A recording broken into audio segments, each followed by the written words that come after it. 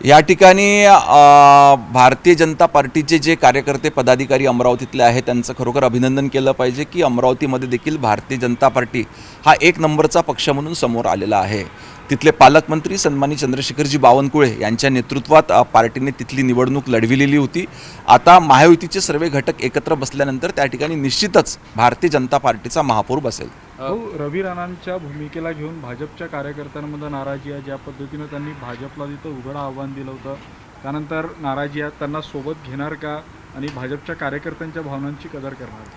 ह्या निवडणुका स्थानिक मुद्दे घेऊन त्या ठिकाणी लढले जातात आणि स्वाभाविकच प्रत्येक पदाधिकारी कार्यकर्ता हा त्या ठिकाणी लढण्यास इच्छुक असतो। अशावेळीस आपला पक्ष असो किंवा घटक पक्ष असो यांच्यामध्ये काही ठिकाणी वाद निर्माण होऊ शकतात, परंतु वरचं नेतृत्व याच्यामध्ये मध्यस्थी करतं आणि एक चांगला मार्ग त्या ठिकाणी निघत असतो। एकीकडे राणा आहेत तर दुसरीकडे खोडके देखील आहेत, म्हणजे राष्ट्रवादी देखील आहे। दोघांची समजूत घालणार, काय चर्चा करणार, कसं करणार? ह्या संदर्भात पक्षातले वरिष्ठ नेतृत्व सन्माननीय मुख्यमंत्री देवेंद्र फडणवीस साहेब, आपले महसूल मंत्री आणि अमरावतीचे स्थानिक पालकमंत्री सन्माननीय बावनकुळे साहेब, आमचे प्रदेशाचे अध्यक्ष रवींद्र चव्हाण साहेब हे महायुतीतील सर्व घटक पक्षांच्या नेत्यांसोबत चर्चा करून अंतिम निर्णय घेतील। नेमकं कधीपर्यंत चर्चा होईल, निर्णय येण्याची शक्यता आहे? 1 दिवसात, 2 दिवस, काही टाइम लिमिट? कारण लवकरात लवकर करावं। आता कालच निकाल झालेला आहे। सर्व कार्यकर्ते पदाधिकारी हे जल्लोषाच्या मूडमध्ये सध्या आहेत आणि त्या ठिकाणी नेते मंडळी कामाला लागलेली आहे। लवकरच सर्व महायुतीच्या घटक पक्षांमध्ये एकत्रित बैठक होऊन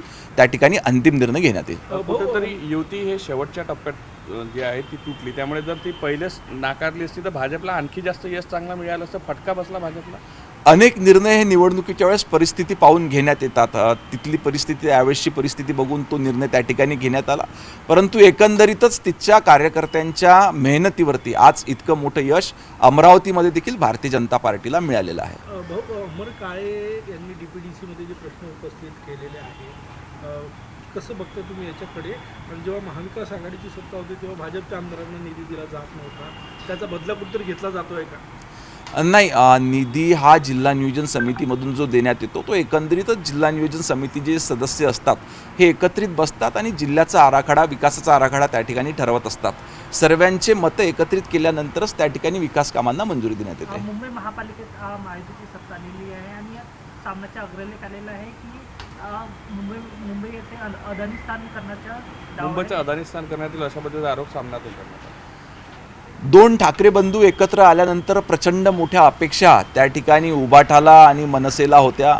संजय राऊत वारंवार मोठ्या आत्मविश्वासानं त्या ठिकाणी सांगत होते की ठाकरे बंधूंचीच सत्ता त्या ठिकाणी मुंबई महानगरपालिकेमध्ये येईल, पण आपण जर बघितलं तर त्या ठिकाणी भारतीय जनता पार्टी आणि महायुती, त्या ठिकाणी शिवसेना हे सर्व एकत्रित आले। यांनी जे मागच्या 10 वर्षामध्ये विकासाचे कामं एकंदरीतच मुंबईमध्ये आणि महाराष्ट्रामध्ये केले त्याच्यावर जनतेने विश्वास ठेवला आणि एक हाती कौल त्या ठिकाणी भारतीय जनता पार्टी आणि महायुतीच्या दिशेने दिलेला आहे। भाऊ, गौरी लंकेश हत्या प्रकरणातला जो आरोपी होता श्रीकांत पांगरकर, तो जालना महानगरपालिकेमध्ये अपक्ष म्हणून निवडून आलेला आहे। कशा अर्थानं तुम्ही गृहराज्यमंत्री म्हणून या सगळ्या प्रकरणाकडे पाहता? कारण ATSनं देखील त्यांना अटक केली होती। नाही, जेव्हा एखादा गुन्हेगार त्या ठिकाणी कोणावर गुन्हे दाखल झालेले असतील तर जेव्हा निवडणूक लढतो तर त्याला सर्व ॲफिडेविटमध्ये ते सादर करावे लागतात, मग त्या फॉर्मची स्क्रुटिनी त्या ठिकाणी होते। ते जेव्हा त्याकरता इलिजिबल ठरले त्याच वेळेस त्यांना उभं राहण्याची परवानगी देण्यात आलेली आहे। शेवटी हा जनमताचा कौल आहे, उभं राहिल्यानंतर जनता त्या ठिकाणी निर्णय घेत असते। जनतेने त्यांना विजयी करून दिला आहे, त्याच्यामुळे ते विजयी उमेदवार म्हणूनच त्या ठिकाणी घोषित झालेले आहे। असं देखील बोललं जातं की ते युतीसोबत येतील, जर ते युतीसोबत येतील तर तुम्ही घ्याल का अपक्ष नगरसेवक? आहे गंभीर आरोप त्यांच्यावर आहे। ह्याबद्दलची माहिती घेण्यात येईल आणि याच्या संदर्भात तिथली स्थानिक नेतृत्व जे आहे तो उचित निर्णय घेईल।